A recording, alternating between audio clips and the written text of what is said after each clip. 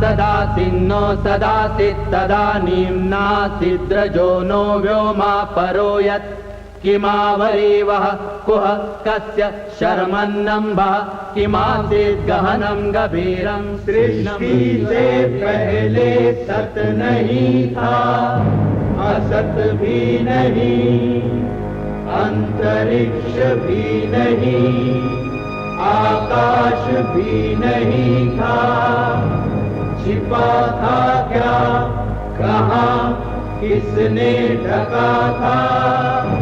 उस पल तो अगम अतल जल भी कहाँ था।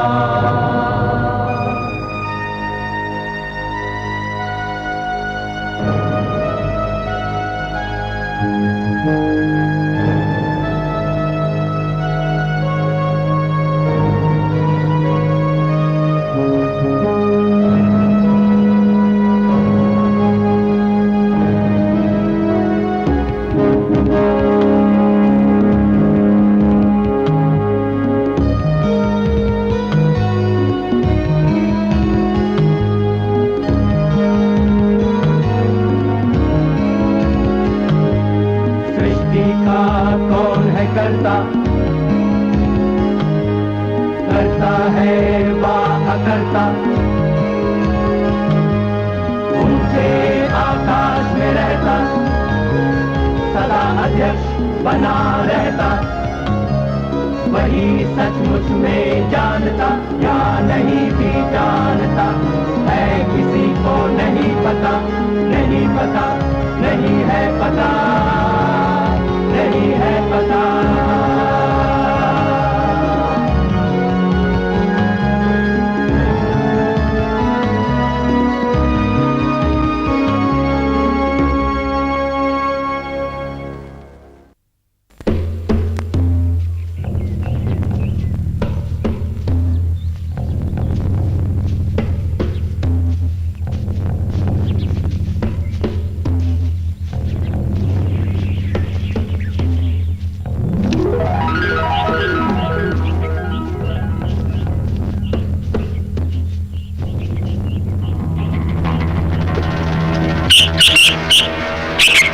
ना बहेलिए, नहीं पाएगा शांति कभी भी तू।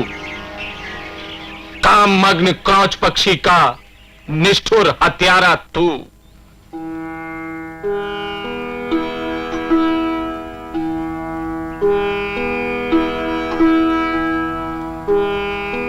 ये क्या कह दिया, क्या दुख के आवेग में मैंने बांधकर 8 अक्षर 4 चरणों में। बन गया है शोक मेरा श्लोक ही सच। बिना करुणा कभी कविता लिखी जाती नहीं। ना बहेलिए, नहीं पाएगा शांति कभी भी तू। काममग्न क्रौंच पक्षी का निष्ठुर हत्यारा तू। श्लोक रूप ये छंद तुम्हारे जीवन का गौरव हो, अभिनव एक महाकाव्य का ये मंगलाचरण हो। मैं ब्रह्मा, मेरे ही मन में अद्भुत सा संकल्प जगा, और तुम्हारे अधर सरोवर में वाणी का कमल उगा, और तुम्हारे अधर सरोवर में वाणी का कमल उगा। रामायण के बारे में फ्रांसीसी इतिहासकार मिशले कहते हैं, जब मैं एशिया की ओर देखता हूं तो मुझे मिलता है सुकून और सोच का एक गहरा फलसफा। हिंद महासागर सा विस्तार अपने भीतर समेटे एक अनोखी कविता। इसमें एक अद्भुत शांति, एक गहरा फैलाव है। दुनियावी जद्दोजहद होते हुए भी एक मिठास और आपसी भाईचारा छाए हुए हैं। कोमलता, स्नेह और हमदर्दी से भरपूर एक दरिया। वो इंद्रपुरी सी नगरी थी जो बसी हुई सरयू तट पर, दशरथ सम्राट अयोध्या के देवों के प्रिय ऐसे नरवर। उस उत्तम नगरी का जन जन था धर्मशील अनुरागी था।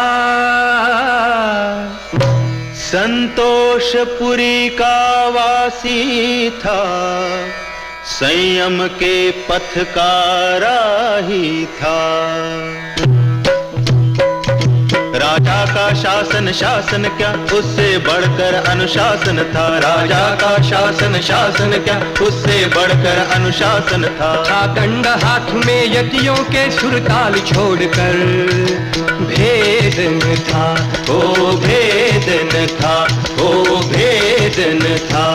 योद्धा तक युद्ध न कर सकता, इसलिए अयोध्या नाम सही था। जैसा राज कभी मनु का, राजा दशरथ का राज वही, हो राज वही, हो राज वही। रविंद्रनाथ ठाकुर के अनुसार रामायण और महाभारत को महज महाकाव्य मान लेना काफी नहीं है। वो अपने आप में इतिहास हैं, लेकिन किसी खास दौर का नहीं। हर कहानी में, हर घटना में एक फलसफा है। राम की कहानी में है आदर्श, त्याग और वीरता। राम के प्रेम में कोमलता भी है और संयम भी। साहित्य में शायद ही ऐसे प्रेम और अनुराग के आदर्श मिलेंगे। राम और सीता का पावन प्रेम, माता पिता का वात्सल्य, भाइयों का स्नेह, राजा का सम्मान, प्रजा के लिए अनुराग, धर्म का बंधन। इस महाकाव्य से पता चलता है कि गृहस्थ जीवन के आदर्श कितने ऊंचे थे। राजा दशरथ के 4 पुत्र, श्री राम, भरत, लक्ष्मण, शत्रुघ्न। थी 4 पंखुड़ियां फूल एक, होता था विकसित बिना विघ्न। श्री राम सहज स्नेही, लक्ष्मण तो छाह बने रहते उनकी। थे भरत बहुत सेवा भावी, शत्रुघ्न करें सबके मन की। एक दिवस अयोध्या नगरी में मुनि विश्वामित्र पधारे, और दशरथ से बोले, हे राजन, राक्षस देते दुख ठौर ठौर। भेजो मेरे संग रामचंद्र, वे उनको मारेंगे पल में। राजा की आज्ञा पाकर के चल दिए राम लक्ष्मण क्षण में। चल दिए राम लक्ष्मण क्षण में। ताड़का सुबाहु राक्षस गण का रामचंद्र ने कर संहार। रामचंद्र ने कर संहार। ताड़का सुबाहु राक्षस गण का रामचंद्र ने कर संहार। तप अनुष्ठान यज्ञ वैदिक सबकी रक्षा का दिया भार। फिर पत्थर बनी अहिल्या को नवजीवन का वरदान दिया। और विश्वामित्र मुनि के संग मिथिला दिश में प्रस्थान किया। प्रस्थान किया, प्रस्थान किया।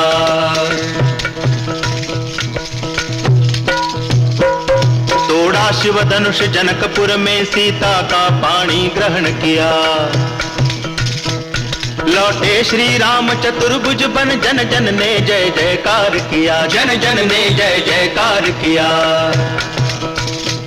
राजा दशरथ थे वृद्ध सोचते भार नहीं उठता भारी। भार नहीं उठता भारी। अब करनी है रामचंद्र की राजाभिषेक की तैयारी। राजाभिषेक की तैयारी। राजाभिषेक की तैयारी।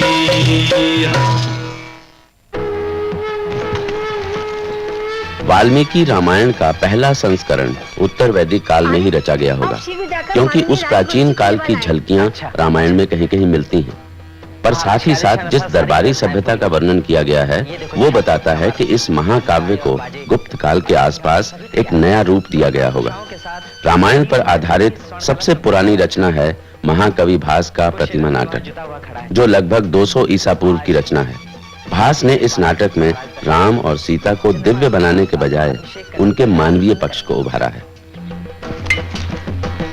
सरिस्का, नाट्यशाला जाकर अभिनेताओं से कहो कि वो आज के समारोह के अनुकूल नाटक प्रस्तुत करने के लिए तैयार रहें। तब तक मैं भी जाकर महाराज को सूचित करती हूँ कि सारी तैयारियां पूर्ण हो चुकी हैं।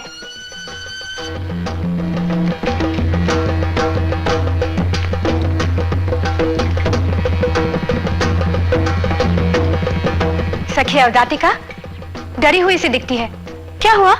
देवी, सेवक हमेशा अपराध करने पे तुले रहते हैं, इसने भी अवश्य कोई गड़बड़ की होगी। अच्छा, ये तेरे बाएं हाथ में क्या है? ये वल्कल वस्त्र है। वल्कल वस्त्र? ये तुझे कहाँ से मिला? ये वस्त्र मुझ पे कैसे लगेगा? सुंदरता पर तो सब कुछ फपता है देवी, पहन कर देखिए ना। ला दे।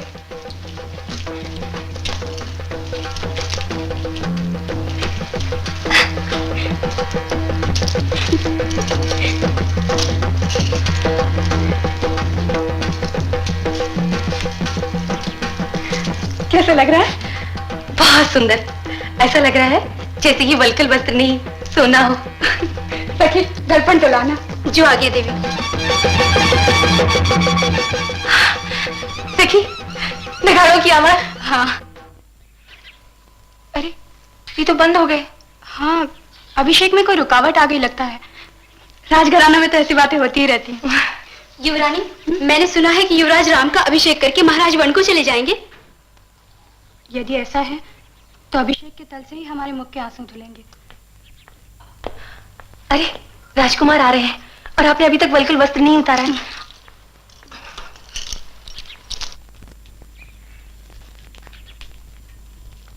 मैथिली, ये वस्त्र तुम्हारे पास कहां से आया?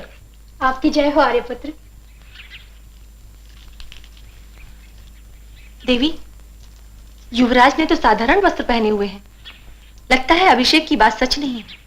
ऐसे लोग असत्य नहीं कहते, फिर भी राजघरानों में ऐसी बातें होती ही रहती हैं। मैथिली,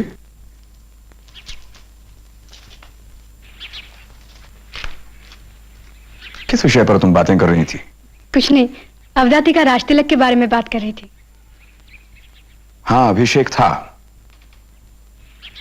आज महाराज ने मुझे आचार्यों, मंत्रीगण और नागरिकों के बीच बुलाया और उसी तरह गोद में बिठाया जैसे बचपन में बिठाते थे। बड़े स्नेह के साथ उन्होंने मुझे कौशल्या नंदन कहा। फिर उनके संकेत से उपस्थित समस्त कौशल राज के बीच उन्होंने कहा, पुत्र राम, तुम इस राज्य को स्वीकार करो। मेरे स्वामी, तब आपने क्या कहा?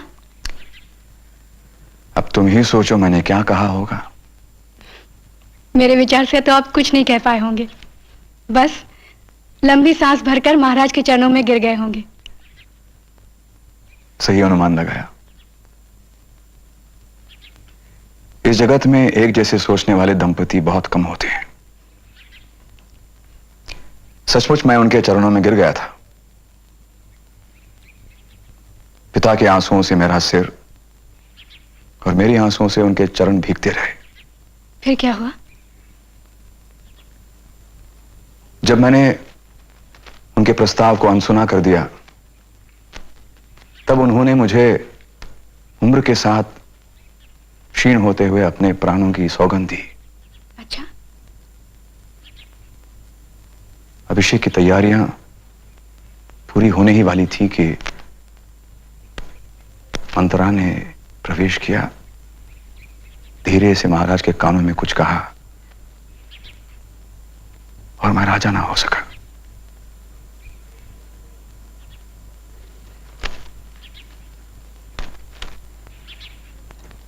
मैं प्रसन्न हूं।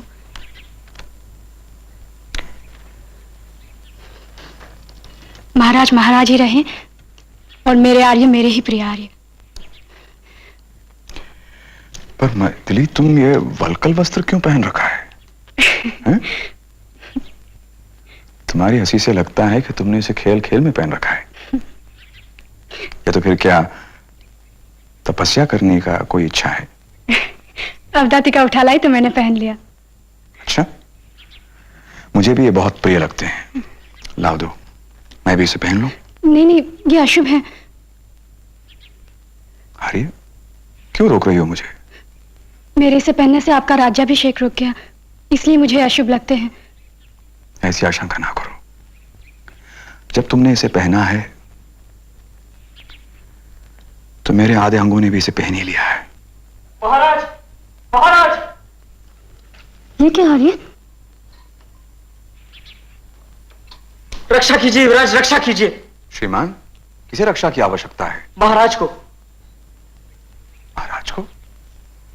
परंतु यह विपत्ति आई कहां से? उनके अपनों से। अपनों से? तो दुख है, इसका कोई उपचार नहीं। शत्रु शरीर पर वार करता है, पर आत्मीयजनों का प्रहार होता है हृदय पर। कौन है जो आत्मीय के नाम पर मुझे लज्जित करता है? महारानी कैकेयी। हाँ? तो फिर इसका भावी परिणाम सुखद ही होगा। वो कैसे? उनके पति दूसरे इंद्र हैं और मुझ जैसा उनका पुत्र है, तो किस फल की इच्छा से वे कोई दुष्कर्म करना चाहेंगे? स्त्रियों की दुष्ट बुद्धि पर अपनी सरलता आरोपित मत कीजिए। उन्हीं के कहने से आपका राज्याभिषेक रोक दिया गया है। इसमें तो बहुत लाभ दिखता है। कैसे? एक तो महाराज का वन जाना रुक गया, मैं पिता की छत्र छाया में रह गया। नया राजा कैसा होगा, प्रजा को यह चिंता नहीं करनी पड़ी, और मेरे भाई भी राज्य सुख के उपयोग से वंचित नहीं हुए। इसमें मां कैकेयी का क्या दोष? वो उनके बिन बुलाए उनके पास आई और भरत को राजा बनाने के लिए कहा। क्या ये इनका लोभ नहीं था? आर्य, मेरे प्रति पक्षपात के कारण ही आप सच्चाई को नहीं देख रहे हैं। विवाह के समय यदि उन्होंने अपने पुत्र के लिए राज्य की कामना की थी, तो क्या उनका यह लोभ था कि हम लोभी हैं जो अपने भाई के राज्याधिकार का अपहरण कर रहे हैं? परंतु मैं अपनी मां की निंदा और सुनना नहीं चाहता। आप मुझे यह बताइए, महाराज के क्या समाचार हैं? उसके बाद शोक संतप्त महाराज ने, हाँ, शोक में मौन हुए महाराज ने इशारे से अपने पास बुलाया और आपके पास जाने की आज्ञा दी। वो तो अच्छा ही हुआ कि वो मूर्छित अवस्था में पड़ गए।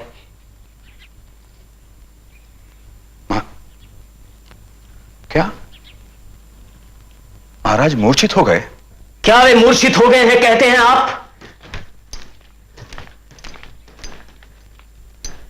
यदि आप नहीं सह सकते उनकी मूर्छावस्था को, तो धनुष धारण कीजिए, दया न दिखाइए। धैर्य के समुद्र, कभी विचलित नहीं होने वाले लक्ष्मण को किसने विचलित कर दिया है? तुम्हारे क्रोधित होने से मेरे सामने सैकड़ों लक्ष्मणों की भीड़ सी दिखाई देती है। क्या ये मुझसे पूछते हैं आप कि क्या अर्थ है इस सबका? वंश परंपरा से प्राप्त किया गया राज्य छीन लिया गया है। शोक में डूबे महाराज ने भूमि को अपना आसन बना रखा है। क्या अब भी आपको संदेह है? ये आपकी दया है या स्वाभिमानहीनता? ओ सुमित्रा पुत्र, मेरे राज्य को खो देने के कारण ही तुम उत्तेजित हो। दुख है कि तुम विचारहीन हो गए हो। भरत राजा हो या मैं, ये तो एक ही बात है। यदि तुम्हें अपने धनुष पर गर्व है तो भरत की रक्षा करो। मैं अपने क्रोध को नहीं रोक सकता भैया। ठीक है, मैं जा रहा हूं। लक्ष्मण सुनो तो। कहीं हारे।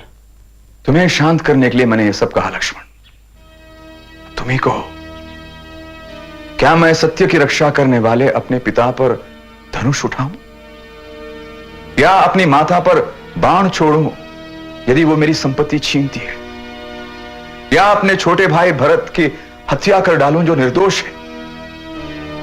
अब तुम ही कहो, इन तीनों में से मैं कौन सा पाप करूं जिससे तुम्हारा क्रोध शांत हो जाए? लक्ष्मण, मुझे दुख है, मुझे दुख है भैया कि बिना सोच विचार किए आप मुझे धिक्कार रहे हैं। मुझे उस राज्य की चिंता नहीं है भैया जिसे पाने के लिए महान कष्ट उठाने पड़ते हैं। मुझे तो केवल इस बात की चिंता है कि देश निकाला होगा और आपको 14 वर्षों तक वनों में निवास करना पड़ेगा। तो इसलिए महाराज मूर्छित हो गए थे? इससे तो उनकी दुर्बलता प्रकट हुई।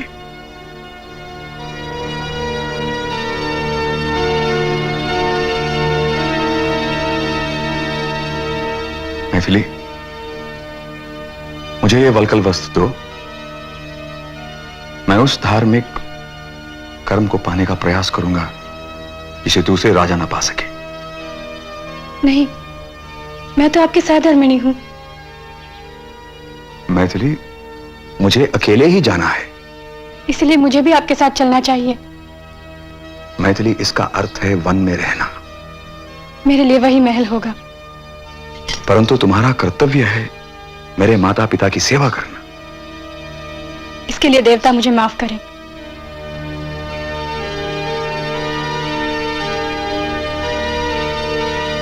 भद्रे, एक और कोरा वल्कल वस्त्र प्रस्तुत करो। आर्य, और मेरे लिए आप सदा वस्त्र, आभूषण और मालाओं में से आधा भाग मुझे दिया करते थे, किंतु वल्कल वस्त्र तो आपने केवल अपने लिए मंगाया है। वल्कल के लिए ऐसा मोह क्यों? आर्य, मुझे भी इसकी आवश्यकता है। मैथिली, इसे मना करो। ऐसा ना करो लक्ष्मण। आर्य, मेरे बड़े भाई के चरणों की सेवा करके आप अकेले ही प्रसन्न होना चाहती हैं? ठीक है, इनके दाहिने चरण पर आपका अधिकार होगा और बाएं पर मेरा। अनुमति दे भैया। इन्हें आधा भाग दे दे स्वामी। सौमित्र बहुत दुखी हो रहे हैं। सौमित्र, सुनो। तपस्या रूपी संग्राम में यह कवच है, संयम रूपी हाथी को वश में रखने वाला अंकुश, इंद्रिय रूपी घोड़े पर नियंत्रण के लिए लगाम है और धर्म रूपी रथ का सारथी। लो, इसे ग्रहण करो।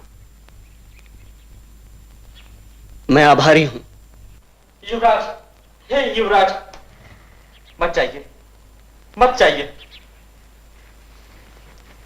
आप तो स्त्री सहित वन के लिए जा रहे हैं और भ्रात प्रेम के कारण राजकुमार लक्ष्मण भी आपके साथ जाने के लिए तैयार हैं। यह सुनकर महाराज धरती से उठे और धूल धूसित शरीर लिए वन के वृद्ध हाथी की तरह इसी तरफ चले आ रहे हैं। भैया, वल्कल वस्त्र धारण करने वाले वनवासियों को संसार में कुछ भी देखने की क्या आवश्यकता है? लक्ष्मण, हमारे जाने के बाद महाराज इन सूने भवनों को देखा करेंगे जिनमें हम कभी रहा करते थे।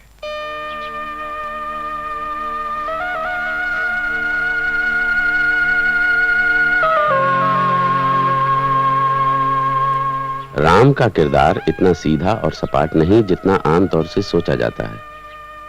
हो सकता है कि लक्ष्मण की उत्तेजना राम के अंदर होने वाली उस उथल पुथल का अक्स है जिसे वो खुद जाहिर नहीं कर सकते।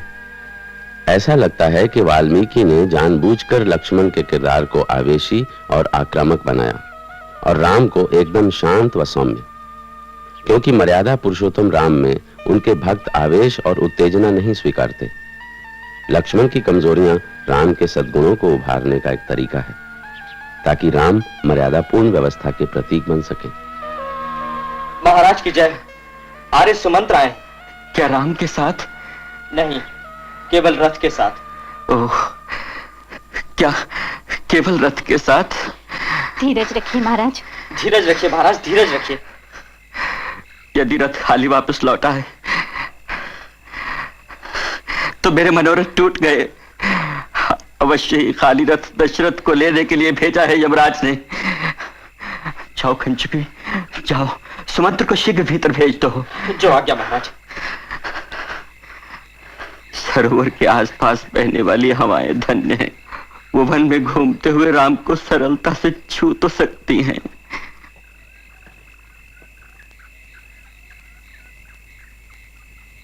महाराज, महाराज की जय हो। भाई सुमंत्र, कहाँ है मेरा ज्येष्ठ पुत्र राम? अपने पति के प्रति पूरी तरह से समर्पित विदेह की पुत्री कहाँ है? अपने गुरुजनों पर न्योछावर होने वाला सौमित्र लक्ष्मण कहाँ है? क्या उन्होंने अपने मरणासन्न अभागे पिता के लिए कोई संदेश नहीं भेजा? महाराज, विनती करता हूं, ऐसे अमंगल वचन ना कहें। शीघ्र ही आप उन्हें देखेंगे। ठीक कहा आपने, मैंने ही अनुचित शब्द कहे।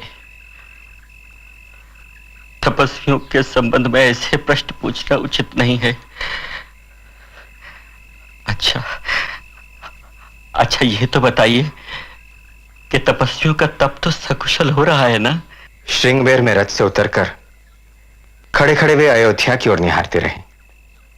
फिर सभी ने शीश झुकाकर महाराज को संदेश भेजना चाहा। वे बहुत समय तक सोचते रहे, फिर कुछ कहने के लिए उनके होंठ खुले, परंतु आंसुओं के कारण कुछ कह नहीं पाए और बिना कुछ कहे वे वन की ओर चले गए। क्या कुछ भी कहे बिना वो वन को चले गए?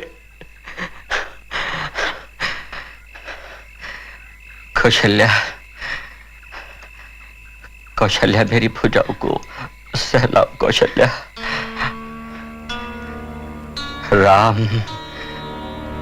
राम मेरे पुत्र, मैं सदा अपने मन में सोचा करता था कि तुम्हारा राज्याभिषेक करके एक श्रेष्ठ राजा अपनी प्रजा को देकर उसे प्रसन्न करके और तुम्हें यह आदेश देकर कि अपने भाइयों को अपने ही समान ऐश्वर्यवान बनाना, मैं स्वयं तपोवन को चला जाऊंगा। किंतु हाय, कैकेयी ने पल भर में ही सब कुछ पलट कर रख दिया, सब कुछ पलट कर रख दिया। सुमंत्र जाओ और कैकेयी से कह दो कि मेरा राम वन को चला गया है, उसके मन की अभिलाषा पूरी हो गई।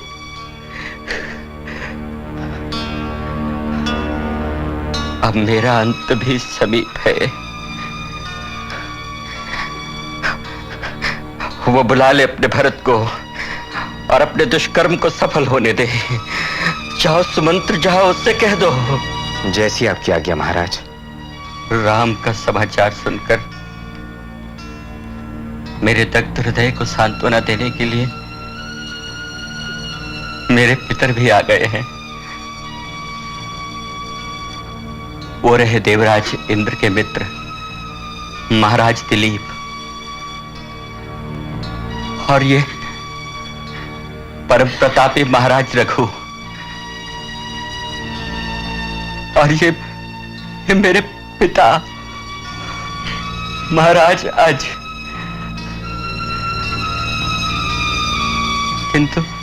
किंतु आप सब लोग यहाँ क्या करने के लिए आए हैं? अब तो मेरा भी समय आ चुका है। मैं स्वयं ही आप सब लोगों के साथ निवास करने के लिए वहां आ रहा हूं। थे भरत गए ननिहाल, बुलाया गया उन्हें सत्वर। सब काम छोड़ दौड़े आए, ठहराया गया नगर बाहर, ठहराया गया नगर बाहर। नहीं, उनकी पूजा मत कीजिए। बात आप ऐसे रोक क्यों लगा रहे हैं? मैं नहीं चाहता कि कोई ब्राह्मण देवता समझकर इनकी पूजा करे। ये महान क्षत्रिय है। अच्छा, आपने इन्हें क्षत्रिय कहा। इनके नाम क्या है? ये इक्ष्वाकु वंशी है। इक्ष्वाकु वंश के पुत्र हैं?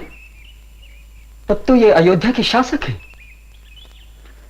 मुझे तो इनके दर्शन से महान लाभ हुआ है। मुझे बताएं, आदरणीय राजा गण कौन है? ये राजा रघु, महाराज के पितामह। आगे कहिए। महाराज अजय, मेरे प्रिय पिता के पिता।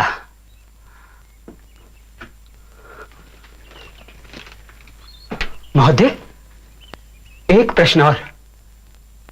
क्या यहां जीवित राजाओं की भी प्रतिमाएं रखी जाती हैं? नहीं, केवल उन्हीं की जो दिवंगत हो चुके हैं। क्या? तब तो मैं आपसे विदा चाहता हूं। रुकिए, आपने इस प्रतिमा के विषय में नहीं पूछा जो महाराज दशरथ की, जिन्होंने कैकेयी का स्त्री शुल्क चुकाने के लिए अपने प्राण और राज्य का त्याग कर दिया। यदि इस स्त्री शुल्क का संबंध मुझसे है तो मुझे अपने शरीर को अग्नि परीक्षा से शुद्ध करना होगा। आर्य, आर्य, ये संबोधन तो राज्य कुल के व्यक्ति ही करते हैं। आप भरत तो नहीं? कैकेयी के पुत्र? हाँ, मैं भरत हूं, पर दशरथ का पुत्र हूं, कैकेयी का नहीं। तो मुझे क्षमा करें, मैं चलता हूं। रुकिए, मुझे पूरी बात बताएं। अब कोई बचाव नहीं रहा। ठीक है, सुनिए। जब महाराज श्री राम का राज्याभिषेक करने जा रहे थे, तब आपकी मां ने कहा था। रुकिए, उसने कहा होगा विवाह के शुल्क को याद कीजिए और मेरे पुत्र को राजा बनाइए। और मांग पूरी हो जाने के कारण और अधिक उत्साहित होकर उसने मेरे बड़े भाई से कहा होगा, हे पुत्र, तुम वन को चले जाओ। उनको वल्कल वस्त्र पहने देखकर ही महाराज का दुखद अंत हुआ होगा और प्रजा सारा दोष मुझ पर डालकर मुझे ही धिक्कार रही होगी।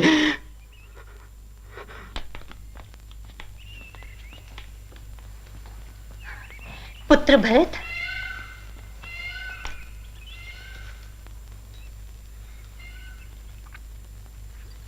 आर्य सुमंत्र, मुझे बताएं कि मैं किस क्रम से अपनी माताओं को प्रणाम करूं। अवश्य। यह है युवराज राम की माता महारानी कौशल्या। माता, निरपराध मैं प्रणाम करता हूं। सब दुखों से मुक्त रहो बेटे। लगता है मुझे उलाहना देती है मां। धन्यवाद आपका। आगे कहें। ये है लक्ष्मण की मां देवी सुमित्रा। मां, लक्ष्मण के द्वारा राम की सेवा से वंचित मैं अभिवादन करता हूं। पुत्र, यशस्वी रहो। मां, प्रयत्न करूंगा मैं अब इसके लिए। आभारी हूं मैं। आगे कहें। यह है आपकी माता।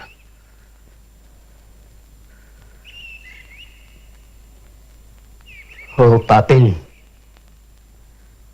मेरी इस मां और इस मां के बीच तुम शोभा नहीं देती। गंगा यमुना के बीच बहती किसी छिछली नाली के समान लगती हो तुम। मैंने किया क्या है? पुत्र, तुम तो शिष्टाचार के सभी नियमों को जानने वाले हो। अपनी माता को प्रणाम क्यों नहीं करते बेटे? आप कहती हैं अपनी माता को। मां, आप ही मेरी माता हैं। आपको ही मेरा प्रणाम है। नहीं नहीं पुत्र, तुम्हारी माता ये है। हुआ करती थी कभी, अब नहीं है। मैं संसार में एक नए नियम की स्थापना करने जा रहा हूं कि वो माता जो अपने पति के साथ विश्वासघात करती है, माता कहलाने के अधिकारी नहीं रह जाती। पुत्र, महाराज के वचनों की रक्षा के लिए मैंने ऐसा कहा था। क्या कहा था तुमने?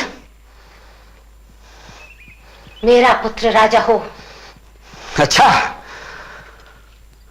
मुझे ये बताएं, क्या मेरे बड़े भाई आपके पुत्र नहीं तो क्या हैं? क्या वे मेरे पिता की वैध संतान नहीं हैं? क्या उत्तराधिकार के क्रम से उनका अभिषेक नहीं हो रहा था? क्या वे अपने भाइयों को नहीं चाहते थे? क्या प्रजा उन्हें अस्वीकार कर देती? पुत्र, विवाह शुल्क चाहने वाली स्त्री से ऐसे प्रश्न नहीं किए जाने चाहिए। तुमने पत्नी के साथ उन्हें पैदल भटकने वाला बना दिया। राज लक्ष्मी को छीनकर उन्हें वल्कल वस्त्र पहना दिया और वनवास के लिए भेज दिया। क्या इस सबका भी मांगा जाना विवाह शुल्क में निश्चित किया गया था? पुत्र, कभी उचित स्थान और समय मिलने पर सब कुछ बताऊंगी। यदि तुम्हें बुराइयां मोड़ लेने का इतना ही लोभ था तो तुम मेरे नाम को बीच में क्यों ले आई? क्या तुम्हें राज सत्ता से मिलने वाले सुखों की अभिलाषा थी? ऐसा कौन सा सुख है जो तुम्हें महाराज ने नहीं दिया? तुमने बहुत दुख लेने वाले काम किए हैं। सत्ता के लोभ में तुमने महाराज के प्राणों की भी चिंता नहीं की। भरत कुमार, गुरु वशिष्ठ और महर्षि वामदेव प्रजा के साथ यहाँ आए हैं। आपके राज्याभिषेक के लिए आपसे निवेदन कर रहे हैं। आप अभिषेक के लिए कहते हैं, ये तो इनका ही कीजिए। कहाँ जा रहे हैं महानुभाव? वहीं यहां लक्ष्मण के प्रिय बंधु राम रहते हैं। अयोध्या उनके बिना नहीं रह गई है। अयोध्या वही हो सकती है जहां राम निवास करते हैं। स्वस्ति न इंद्रो बृहस्पतिर्वाहा।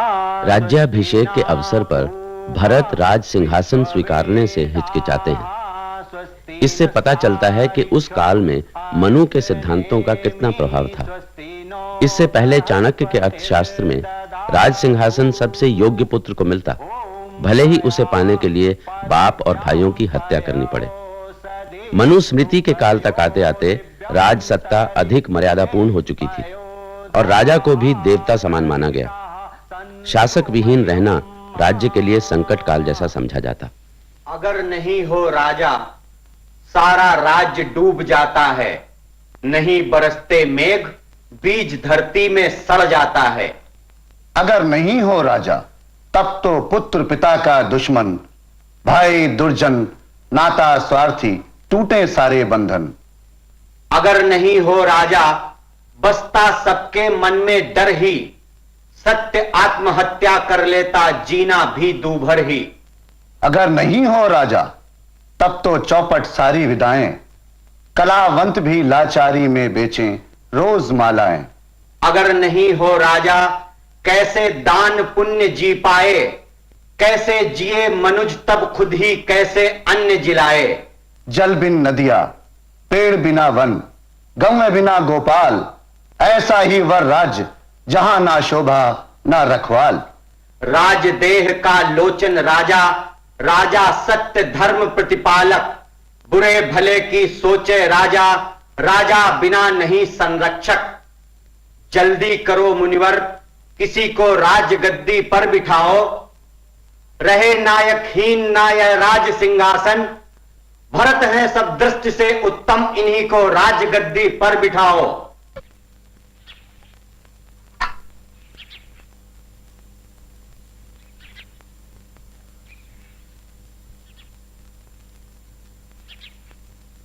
भ्राता राम की ये पादुकाएं राज सिंहासन को सुशोभित करेंगी।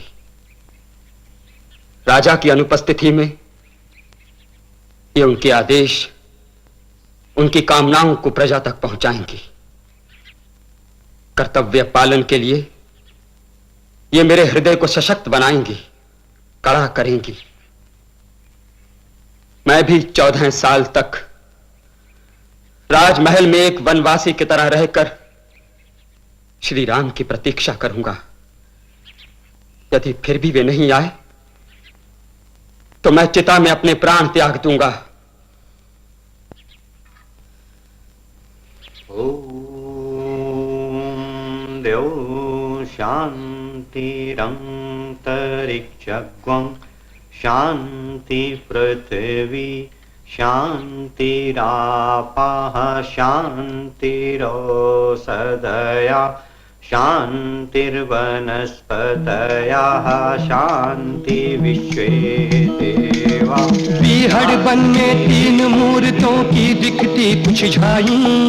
आगे राम, बीच में सीता, पीछे लक्ष्मण भाई। कितना घना घना जंगल पर मनुज यहाँ भी रहता। जंगल है जीवन का दाता, मंगल मनता रहता।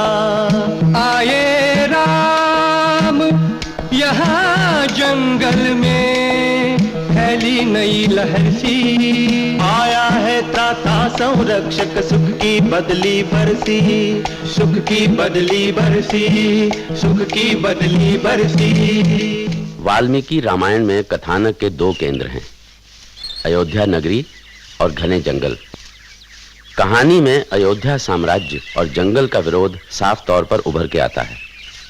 जंगल में बसने वाले राक्षसों को भले दैत्य कहा गया हो, थे वो मनुष्य ही, पर वो अभी तक अन्न बटोरने और शिकार पर ही निर्भर थे। इसीलिए वो साम्राज्य की कसौटी पर असभ्य थे और राक्षस कहलाए। खेती के विस्तार से साम्राज्य जंगल की ओर बढ़ने लगा।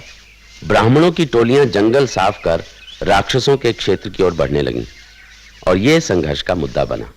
आप दोनों के रूप में अंततः हमें एक रक्षक मिल ही गया। मैं आपकी हर विपत्ति में सहायता करूंगा, किंतु क्यों आवश्यकता है रक्षा की? किससे भय है आपको? हम शांति प्रिय हैं, किंतु शांति में जीवन जीने के अधिकारी नहीं रहे। हम नगरों को छोड़ हम अपने स्वजनों और शिष्यों के संग इस सुदूर वन में साधारण जीवन व्यतीत करने ही आए थे। हम में से कुछ धर्म कर्म में संलग्न हुए, कुछ तप में लीन, शेष जीवन के लिए आवश्यक वस्तुएं जुटाते हैं। वन प्रदेश का कुछ क्षेत्र साफ कर हमने अपनी कुटिया बनाई है। हम में से कुछ उपजाते हैं धान, कुछ पशुपालन करते हैं। हमारी किसी से शत्रुता नहीं है। हम मोह माया के सांसारिक बंधनों से भी मुक्त हैं। किंतु इस वन में रहने वाले राक्षस हमारे साथ दुष्टता का व्यवहार करते हैं। वो नहीं चाहते कि हम इस प्रदेश में रहें। आपको हमारी रक्षा करनी ही होगी श्रीमान। मुनिवर, हमने अनेक राक्षसों से युद्ध किया है। हम सदा उनसे युद्ध करने को तत्पर हैं। वे हमारे शत्रु हैं, किंतु मेरी समझ में नहीं आता कि वे आप जैसे सम्मानित ऋषि मुनियों से क्यों घृणा करते हैं।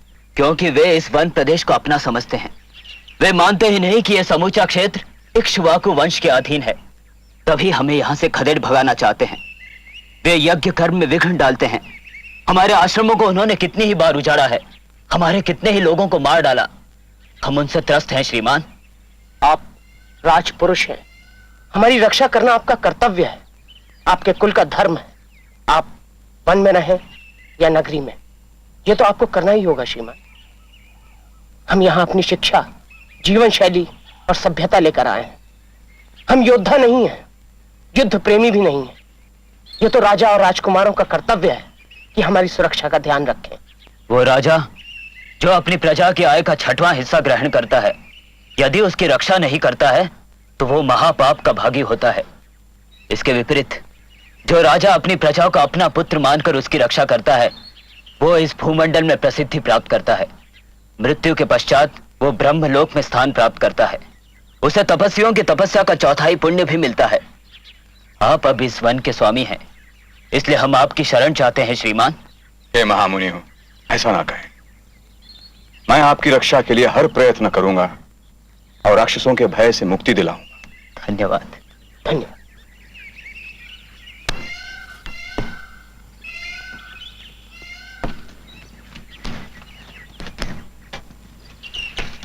स्वामी, अयोध्या से निकलते ही हमें तपस्वी जीवन को अपनाना पड़ा है ना? हाँ, मां कैकेयी की यही इच्छा थी, इसीलिए हम वल्कल वस्त्र पहने हैं और बालों को जटा में बांध लिया है। फिर आप सदैव शस्त्र क्यों धारण करते हैं? युद्ध के लिए क्यों तत्पर रहते हैं? मैथिली, ये तो तुम जानती हो कि शस्त्र रखना क्षत्रिय का धर्म है। वो नगर में हो या वन में, उसे शस्त्रों से सज्जित होना चाहिए। किंतु तपस्वी के हाथों में शस्त्र शोभा नहीं देते।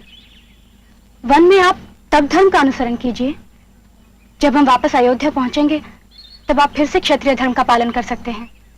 नहीं मैथिली, नहीं। मनुष्य को कर्तव्यों और दायित्वों को इसलिए नहीं छोड़ देना चाहिए कि जीवन के दूसरे उद्देश्यों से उनका कोई मेल नहीं। मनुष्य हर समय उनसे बंधा रहता है। मैं चिंतित हूं। शस्त्रों का अपना तर्क होता है जो मनुष्य को युद्ध और हत्या की ओर ले जाते हैं। एक बार एक महर्षि घोर तपस्या में लीन थे।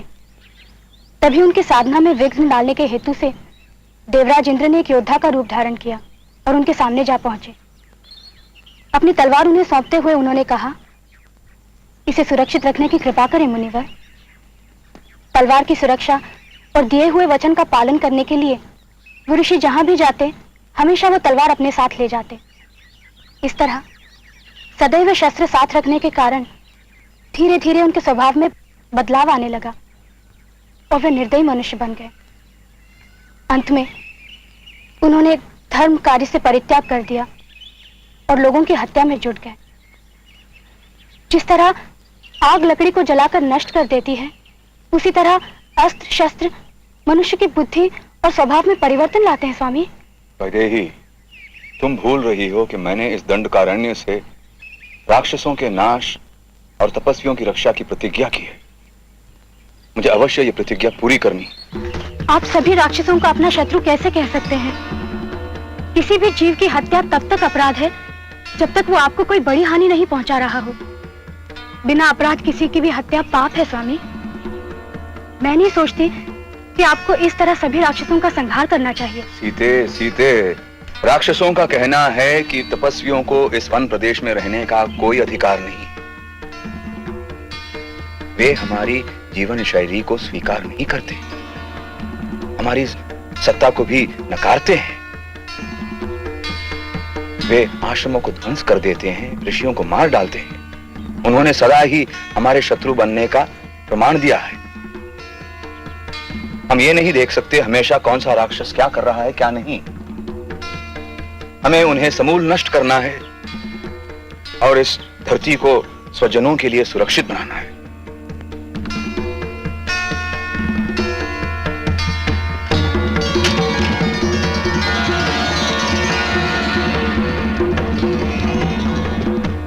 हिरण्यगर्भात् समवर्तताग्रे भूतस्य जातः पतिरेक आसीत् सदाधार पृथिवीं व्यामुते मां कस्मै देवाय हविषा विधेम। वह था हिरण्यगर्भ सृष्टि से पहले विद्यमान, वही तो सारे भूत जात का स्वामी महान, जो है अस्तित्वमान धरती आसमान धारण कर। ऐसे किस देवता की उपासना करें हम हवि देकर, जिसके बल पर तेजोमय है अंबर, पृथ्वी हरी भरी स्थापित स्थिर, स्वर्ग और सूरज भी स्थिर। ऐसे किस देवता की उपासना करें हम हवि देकर, गर्भ में अपने अग्नि धारण कर पैदा कर, व्यापा था जल इधर उधर नीचे ऊपर, जगा जो देवों का एकमेव प्राण बनकर। ऐसे किस देवता की उपासना करें हम हवि देकर। ओ सृष्टि निर्माता स्वर्ग रचयिता पूर्वज रक्षा कर,